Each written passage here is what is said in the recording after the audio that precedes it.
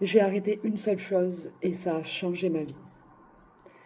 J'ai arrêté de ne plus être dans ma vie ma propre priorité.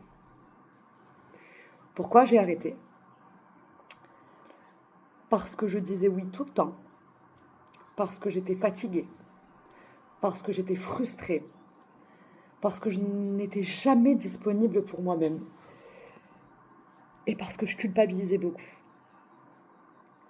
Lorsqu'on dit oui à tout, lorsqu'on dit oui à tout le monde, lorsqu'on se rend disponible pour toute situation, on s'épuise et on ne s'écoute pas. Au début, c'est purement psychologique. Et ensuite, le corps parle, mais on ne s'écoute toujours pas. Le déclic, un jour, une personne, une situation, et j'ai dit non. Quelle a été la réaction? La réaction a été qu'on a retenu un non et qu'on a oublié tous les nombreux oui avant. Tout l'investissement fourni dans une relation, dans une situation, dans ton travail, dans ta famille. Vous allez remarquer dans votre vie que vous dites non une fois et c'est ce non qu'on retient. Je trouve ça scandaleux. On se doit, pour pouvoir, dans nos relations, dans notre profession, dans notre éducation, dans tout domaine confondu, pour pouvoir fournir quelque chose de qualitatif, on se doit de se prioriser. On se doit de respecter notre rythme. Dans un premier temps, peut-être même de le découvrir, de le connaître, de l'entendre. On se doit de connaître et d'élaborer nos limites, nos besoins, pour être en accord avec les personnes et les situations que l'on vit dans notre quotidien. Vous devez, on se doit, d'être la personne la plus importante de notre vie.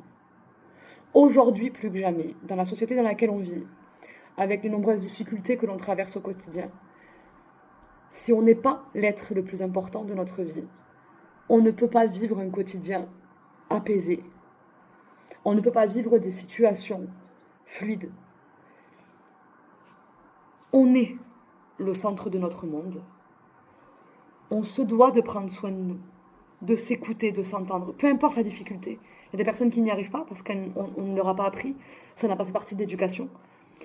Mais on se doit de travailler sur nous pour pouvoir nous rendre prioritaires à toute autre chose. Pour par la suite pouvoir donner de notre temps, de notre énergie, de notre attention, mais de façon qualitative. Le résultat aujourd'hui de ce travail-là, j'ai plus de temps pour moi, je ne culpabilise plus. Et toute chose que j'entreprends, toute personne que je côtoie, toute situation que je vis, sont clairement alignées et en accord avec qui je suis. Depuis ça, il y a eu du mouvement. Il y a un petit peu un reset qui se fait. Il ne faut pas avoir peur d'être un petit peu seul lorsque cette transition arrive et que cette transformation arrive aussi. Je ne suis plus qu'entourée de personnes qui me correspondent, de situations que j'arrive à accueillir beaucoup plus facilement parce que je m'écoute et m'entends. J'aimerais aujourd'hui, par cette vidéo, que vous puissiez vous demander, et vous, que devriez-vous arrêter ?